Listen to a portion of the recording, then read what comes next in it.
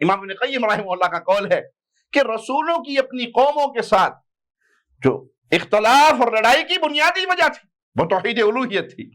فرعون نے بھی توحید ربوبیت کا انکار کیا تھا۔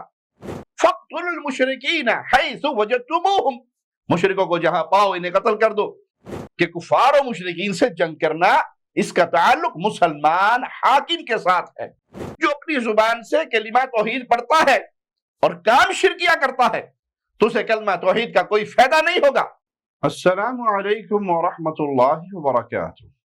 ان الحمد للہ نحمده ونستعینه ونستغفره ونعوذ باللہ من شرور انفسنا ومن سیئات اعمالنا من يهده الله فلا مضل له ومن يضلل فلا هادي له أشهد أن لا إله إلا الله وحده لا شريك له وأشهد أن محمدا عبده ورسوله أما بعد۔ القاعدة الأولى، پہلا قاعدہ، أن تعلم أن الكفار الذين قاتلهم رسول الله صلی اللہ علیہ وسلم، آپ یہ جان لیں کہ جن کفار و مشرکین سے اللہ کے رسول صلی اللہ علیہ وسلم نے جنگ کی، مقرون ان اللہ هو الخالق الرازق المحیی الممیت المدبر لجمیع الامور، وہ اس بات کا اقرار کرتے تھے کہ اللہ تعالیٰ نے ہمیں پیدا کیا، اللہ تعالیٰ ہمیں رزق دیتا ہے، زندگی اور موت اللہ ہی کے ہاتھ میں ہے اور وہ ہر چیز کی تدبیر کرنے والا ہے۔ وَلَمْ يُدْخِلْهُمْ ذَلِكَ فِي الْإِسْلَامِ، جن تمام باتوں کا اقرار کرنے کے باوجود یہ چیزیں ان کو مسلمان نہ بنا سکی، وہ اسلام میں داخل نہ ہو سکے، اور اس بات کی دلیل اللہ مالک کا یہ فرمان ہے، قُلْ مَنْ يَرْزُقُكُمْ مِنَ السَّمَاءِ وَالْأَرْضِ، اے نبی صلی اللہ علیہ وسلم آپ ان سے پوچھیں کہ وہ کون ہے تو جو تمہیں آسمان اور زمین سے رزق دیتا ہے، أَمَّنْ يَمْلِكُ السَّمْعَ وَالْأَبْصَارَ وَمَنْ يُخْرِجُ الْحَيَّ مِنَ الْمَيِّتِ وَيُخْرِجُ الْمَيِّتَ مِنَ الْحَيِّ وَمَنْ يُدَبِّرُ الْأَمْرَ فَسَيَقُولُونَ اللَّهُ فَقُلْ أَفَلَا تَتَّقُونَ، یا وہ کون ہے جو کانوں اور آنکھوں پر پورا اختیار رکھتا ہے، اور وہ کون ہے جو زندہ کو مردہ سے نکالتا ہے اور مردہ کو زندہ سے نکالتا ہے، اور وہ کون ہے جو تمام کاموں کی تدبیر کرتا ہے۔ تو وہ کہیں گے کہ اللہ، تو ان سے کہیے پھر تم کیوں نہیں ڈرتے؟ امام محمد رحمہ اللہ نے اتنا عظیم اور جامع مقدمہ اس کتاب کے شروع میں لکھا جس میں اس بات کو سمجھایا کہ شرک بڑی خطرناک چیز ہے، اس سے بچنا چاہیے اور توحید کا صحیح فہم حاصل کرنا چاہیے، اور یہ دونوں کام 4 اصول سیکھنے کے بعد ہو سکتے ہیں۔ امام محمد رحمہ اللہ نے اپنی ایک کتاب میں لکھا کہ میرے دشمنوں کی میرے ساتھ دشمنی کی 2 وجوہات ہیں۔ پہلی وجہ کہ میں ان سے جنگ کرتا ہوں، دوسری وجہ کہ میں انہیں کافر قرار دیتا ہوں۔ اس قاعدے میں امام محمد رحمہ اللہ نے یہ چیز وعدے کی کہ جن کفار سے رسول اللہ صلی اللہ علیہ وسلم نے جنگ کی تھی وہ کفار مانتے تھے کہ اللہ نے انہیں پیدا کیا ہے، اللہ ان کو رزق دیتا ہے، اللہ کے ہاتھ میں موت اور زندگی کا سارا نظام ہے، یعنی وہ توحید ربوبیت کا اقرار کرتے تھے۔ اس کے باوجود رسول اللہ صلی اللہ علیہ وسلم نے ان سے جنگ کی، تو اگر میں تم سے جنگ کروں اور تم بھی توحید ربوبیت کو مانتے ہو تو میں رسول اللہ صلی اللہ علیہ وسلم کا کیا ہوا کام کر رہا ہوں، اپنے پاس سے کچھ اضافہ نہیں کر رہا۔ توحید کی 3 اقسام ہیں۔ توحید ربوبیت، یہ عقیدہ رکھنا کہ اللہ نے اس سارے جہان کو پیدا کیا، اپنی ساری مخلوق کو رزق دیتا ہے، اور اس سارے جہاں کی اللہ تدبیر کرتا ہے۔ جب انسان اس بات پر ایمان رکھتا ہے کہ اللہ نے مجھے پیدا کیا، اس نے مجھے کھلایا، اس نے مجھے پلایا، تو اس پر واجب ہوتا ہے کہ جس کا کھاتا پیتا ہے، جو اس کا خالق ہے، وہ اسی کی عبادت کرے۔ لیکن لوگوں کا توحید پر اختلاف شروع سے رہا۔ کچھ لوگ صرف توحید ربوبیت کو مانتے ہیں، کچھ توحید ربوبیت کے ساتھ توحید الوہیت کو بھی مانتے ہیں، لیکن توحید اسماء و صفات کا انکار کرتے ہیں۔ توحید الوہیت پر انبیاء اور رسولوں کا اپنی قوموں کے ساتھ جھگڑا رہا۔ امام محمد رحمہ اللہ اس قاعدے میں اس چیز کو واضح کر رہے ہیں کہ جنت میں داخل ہونے کے لیے توحید ربوبیت پر ایمان لانا کافی نہیں، بلکہ توحید الوہیت اور توحید اسماء و صفات پر ایمان لانا بھی واجب ہے۔ اور جو شخص توحید کی ان تینوں اقسام میں سے کسی ایک قسم کا بھی انکار کرے تو وہ جنت میں داخل نہیں ہو سکتا۔ توحید ربوبیت یعنی اس بات پر ایمان لانا کہ اللہ ہر چیز کو پیدا کرنے والا، ہر چیز کو روزی دینے والا ہے، اس کی اچھی تدبیر کرنے والا ہے۔ ان تینوں چیزوں پر ایمان لانے سے انسان اللہ کی ربوبیت کا اقرار کرتا ہے۔ ان میں سے اگر کوئی دو باتوں کو تسلیم کرے اور ایک کا انکار کر دے وہ توحید ربوبیت کا بھی منکر ہو جائے گا۔ توحید ربوبیت پر ایمان لانے کے لیے یہ تین چیزیں ماننا لازمی ہے کہ خالق اللہ ہے، ہر چیز کو اس نے پیدا کیا، اور اس کی دلیل بھی اللہ مالک کے کلام سے سن لیجئے، الا لہ الخلق والامر، یاد رکھو اللہ ہی کے لیے خاص حاکم ہونا اور خالق ہونا۔ الرازق، اللہ تعالی ہر چیز کو رزق دیتا ہے، اس کی دلیل بھی یاد کر لیجئے مالک کے فرمان سے، قل من یرزقکم من السماء والارض، اے محمد صلی اللہ علیہ وسلم ان سے کہیے کہ وہ کون ہے جو تمہیں آسمان اور زمین سے رزق پہنچاتا ہے۔ المدبر، اس پوری کائنات کی تدبیر کرنے والا۔ آئیے اس کی دلیل بھی مالک کے فرمان سے سنتے ہیں، وَمَن يُدَبِّرُ الْأَمْرُ، وہ کون ہے جو تمام کاموں کی تدبیر کرتا ہے۔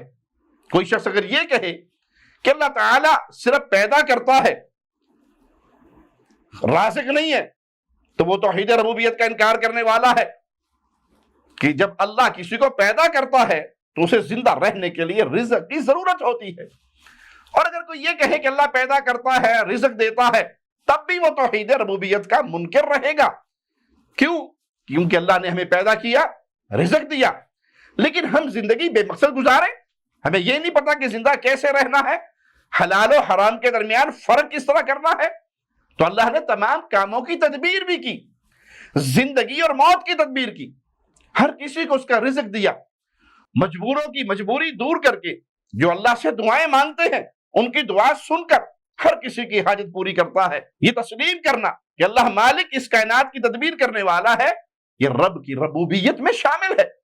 تو جو شخص ان تینوں باتوں کا اقرار کرتا ہے حقیقت میں وہی توحید ربوبیت کا اقرار کر رہا ہے۔ لیکن پھر اللہ کی عبادت میں اگر وہ کسی اور کو شریک کرے تو اس توحید ربوبیت کو ماننے کا اسے کوئی فائدہ نہ ہوگا، اور نہ ہی ربوبیت پر ایمان لانے کی وجہ سے وہ جنت میں داخل ہو سکے گا۔ تو توحید ربوبیت پر ایمان لانے کے ساتھ ساتھ توحید الوہیت پر ایمان لانا لازم ہے۔ نمبر 2، توحید الوہیت، یہ توحید کی دوسری قسم ہے۔ اس سے مراد کہ انسان اپنی ہر عبادت صرف ایک اللہ کے لیے کرے۔ جب انسان ہر قسم کی عبادت صرف ایک اللہ کے لیے کرتا ہے، اس میں غیر اللہ کو شریک نہیں ٹھہراتا، تو وہ توحید الوہیت کا اقرار کرتا ہے۔ توحید ربوبیت میں انسان اللہ تعالیٰ کے کاموں کا اقرار کرتا ہے، اور توحید الوہیت میں انسان اپنے کاموں کو ایک اللہ کے لیے کرتا ہے۔ نمبر 3، توحید اسماء و صفات، اللہ تعالیٰ کے ناموں اور اس کی صفات پر ایمان لانا۔ کفار مکہ توحید ربوبیت کا اقرار کرتے تھے، اس بات پر ایمان رکھتے تھے کہ اللہ نے انہیں پیدا کیا، ان کو رزق دیا اور تمام کاموں کی تدبیر کی۔ وہ توحید ربوبیت کا انکار کیوں نہیں کرتے تھے؟ اس کی 2 وجوہات ہیں۔ نمبر 1، کیونکہ انسان کی فطرت اس بات کا اقرار کرتی ہے۔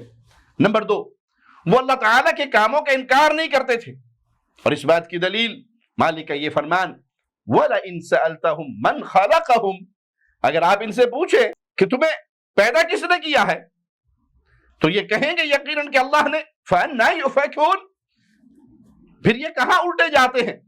وَلَئِن سَأَلْتَهُمْ مَنْ خَلَقَ السَّمَاوَاتِ وَالْأَرْضَ وَسَخَّرَ الشَّمْسَ وَالْقَمَرَ، اگر آپ ان سے پوچھیں کہ زمین اور آسمانوں کا خالق سورج اور چاند کو کام پہ لگانے والا کون ہے، تو یہ فوراً کہیں گے اللہ۔ وَلَئِن سَأَلْتَهُمْ مَن نَزَّلَ مِنَ السَّمَاءِ مَاءً فَأَحْيَا بِهِ الْأَرْضَ مِن بَعْدِ مَوْتِهَا، آپ ان سے پوچھیں کہ آسمان سے پانی اتار کر زمین کو اس کی موت کے بعد زندہ کس نے کیا، تو یقیناً ان کا جواب ہوگا اللہ۔ قُلْ مَن يَرْزُقُكُم مِّنَ السَّمَاءِ وَالْأَرْضِ أَمَّن يَمْلِكُ السَّمْعَ وَالْأَبْصَارَ وَمَن يُخْرِجُ الْحَيَّ مِنَ الْمَيِّتِ وَيُخْرِجُ الْمَيِّتَ مِنَ الْحَيِّ وَمَنْ يُدَبِّرُ الْأَمْرَ فَسَيَقُولُونَ اللَّهُ فَقُلْ أَفَلَا تَتَّقُونَ۔ اے نبی محمد صلی اللہ علیہ وسلم آپ ان سے پوچھیں وہ کون ہے جو تمہیں آسمان اور زمین سے رزق دیتا ہے، یا وہ کون ہے جو کانوں اور آنکھوں میں پورا کنٹرول رکھتا ہے، وہ کون ہے جو زندہ کو مردہ سے نکالتا ہے، مردہ کو زندہ سے نکالتا ہے، اور وہ کون ہے جو تمام کاموں کی تدبیر کرتا ہے؟ وہ کہیں گے اللہ۔ تو ان سے کہیے پھر تم کیوں نہیں ڈرتے؟ ان آیات سے واضح ہوتا ہے کہ وہ توحید ربوبیت کا اقرار کرتے تھے، اس کے باوجود رسول اللہ صلی اللہ علیہ وسلم نے ان کے ساتھ جنگ کی، کیونکہ ان کی توحید مکمل نہیں تھی۔ وہ توحید الوہیت کا اقرار نہیں کرتے تھے، اللہ کی عبادت میں غیر اللہ کو شریک ٹھہراتے تھے۔ اس بات پر رسول اللہ صلی اللہ علیہ وسلم کا ان سے جھگڑا تھا، اسی بنیاد پر جنگ ہوئی۔ امام ابن قیم رحمہ اللہ کا قول ہے کہ رسولوں کی اپنی قوموں کے ساتھ جو اختلاف اور لڑائی کی بنیادی وجہ تھی وہ توحید الوہیت تھی۔ بہت کم لوگ توحید ربوبیت کا انکار کرتے ہیں، اور اس بات کی دلیل مالک کا یہ فرمان وَقَالُوا مَا هِيَ إِلَّا حَيَاتُنَا الدُّنْيَا نَمُوتُ وَنَحْيَا وَمَا يُهْلِكُنَا إِلَّا الدَّهْرُ۔ انہوں نے کہا کہ ہماری زندگی تو صرف دنیا کی زندگی ہے، ہم مرتے ہیں اور جیتے ہیں اور ہمیں صرف زمانہ ہی مارتا ہے۔ انہوں نے توحید ربوبیت کا انکار کیا۔ فرعون نے بھی توحید ربوبیت کا انکار کیا تھا۔ مالک کا فرمان سنیے، فرعون کیا کہا کرتا تھا؟ انا ربکم الاعلی۔ فرعون نے کہا میں تم سب کا رب ہوں۔ اللہ کی ربوبیت کا انکار کیا اس نے مسلمان ہونے کے لیے اور جنت میں داخل ہونے کے لیے۔ یہ توحید ربوبیت کافی نہیں، اس بات کو اکثر لوگ نہیں جانتے، اکثریت اس بات سے جاہل ہیں۔ وہ کہتے ہیں ہم اللہ پر ایمان لاتے ہیں، ہم اللہ کو مانتے ہیں، اللہ ہمارا خالق ہے، اللہ ہمارا رازق ہے، اللہ اس کائنات کی تدبیر کرنے والا ہے، ہم نے لا الہ الا اللہ پڑھ لیا۔ اب یہ لازمی نہیں کہ ہم اپنی عبادات کے سارے معاملہ صرف ایک اللہ کے لیے خاص کریں۔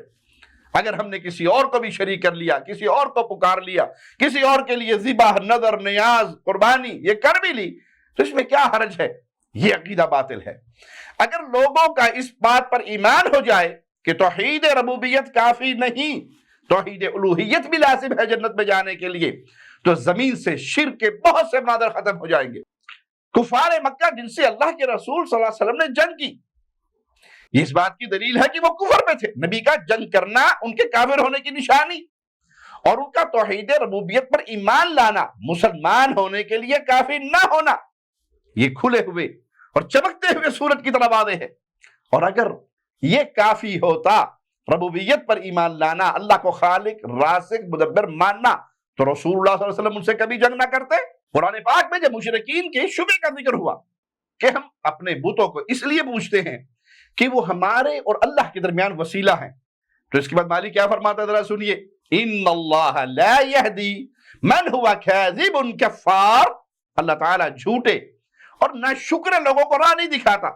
فَاقْتُلُوا الْمُشْرِكِينَ حَيْثُ وَجَدْتُمُوهُمْ، مشرکوں کو جہاں پاؤ انہیں قتل کر دو۔ یہ جنگ کیوں تھی؟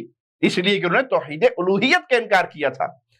نبی صلی اللہ علیہ وسلم کے دور کے مشرکوں نے توحید الوہیت کا انکار کیا تھا، اور اس بات کو یاد رکھنا لازمی ہے کہ کفار و مشرکین سے جنگ کرنا اس کا تعلق مسلمان حاکم کے ساتھ ہے۔ جہاد کا آوازہ بلند کرنا ریاست اسلامی کا کام ہوتا ہے، مسلمان ریاست کا کام ہوتا ہے، عوام کا نہیں، تنظیموں اور گروہوں کا نہیں کہ وہ اپنے طور پر یہ کام شروع کر دے۔ اس کا تعلق حاکم وقت کے ساتھ ہے، اور یہ بات ہم نواقض اسلام کی شرح میں بیان کر چکے ہیں۔ اس بات کی کیا دلیل ہے کہ جن لوگوں نے توحید الوہیت کا انکار کیا ان سے جنگ کرنا جائز ہے؟ تو آئیے مالک کا فرمان سنیں، قُلْ مَنْ يَرْزُقُكُم مِّنَ السَّمَاءِ وَالْأَرْضِ أَمَّنْ يَمْلِكُ السَّمْعَ وَالْأَبْصَارَ وَمَنْ يُخْرِجُ الْحَيَّ مِنَ الْمَيِّتِ وَيُخْرِجُ الْمَيِّتَ مِنَ الْحَيِّ وَمَنْ يُدَبِّرُ الْأَمْرَ فَسَيَقُولُونَ اللَّهُ فَقُلْ أَفَلَا تَتَّقُونَ۔ ان باتوں کا اقرار کفار مکہ نے کیا، اس کے باوجود قرآن کا انداز کیا ہے کہ تم یہ ساری باتیں مان کر، اللہ کو خالق، مالک، رازق مان کر، مدبر مان کر، پھر شرک کرتے ہو، اسلام قبول کیوں نہیں کرتے؟ یہ آیت ان کے کفر کی واضح دلیل ہے، اور نبی کریم صلی اللہ علیہ وسلم نے ان سے جنگ کی، کیونکہ اللہ تعالیٰ نے کے بارے میں فرمایا تھا انہم کانوا اذا قیل لهم لا الہ الا اللہ یستکبرون۔ یہ وہ لوگ ہیں جب ان سے کہا جاتا ہے کہ اللہ کے سوا کوئی معبود نہیں تو یہ سرکشی کرتے ہیں۔ وہ توحید الوہیت کا انکار کرتے تھے، عبادت میں غیر اللہ کو شریک کرتے تھے۔ اس قاعدے سے ایک شبہ کا ازالہ ہوتا ہے۔ کسی شخص کو آپ کہیں کہ قبروں کا طواف کرنا، مردوں کو پکارنا یہ شرک ہے، تو وہ کہے میں تو لا الہ الا اللہ کہتا ہوں، پھر شرک کیسے کرتا ہوں؟ اس کا جواب امام محمد رحمہ اللہ نے اپنی کتاب کشف و شبہات میں دیا کہ جن لوگوں پر قرآن نازل ہوا تھا وہ لا الہ الا اللہ کے اقرار نہیں کرتے تھے، یعنی وہ توحید ربوبیت کے اقرار کرتے تھے، الوہیت کا انکار کرتے تھے۔ قرآن ان کی ہدایت کے لیے نازل ہوا کیونکہ وہ گمراہی پر تھے۔ اس سے واضح ہوتا ہے جو اپنی زبان سے کلمہ توحید پڑھتا ہے اور کام شرکیہ کرتا ہے تو اسے کلمہ توحید کا کوئی فائدہ نہیں ہوگا۔ توحید ربوبیت کا اقرار اس کو جنت میں نہیں لے کر جائے گا۔ جنت میں جانے کے لیے اس بات کو ماننا لازم ہے کہ معبود برحق صرف ایک اللہ ہے، عبادت کا حقدار صرف ایک اللہ ہے۔ توحید الوہیت تسلیم کریں گے تو پھر جنت کے دروازے کھلیں گے، اور اگر صرف اللہ کو خالق مانے، رازق مانے، کائنات کا نظام چلانے والا مانے اور عبادت کسی اور کے لیے کرتے رہے تو پھر یاد رکھیے یہ وہی عمل ہے جو کفار مکہ کیا کرتے تھے۔ اللہ ہمیں عقیدہ توحید پہ باقی رکھے، زندہ رکھے تو ایمان کی بہترین حالت میں، موت دے تو اس حال میں اللہ ہم سے راضی ہو، ہم اپنے اللہ سے راضی ہوں۔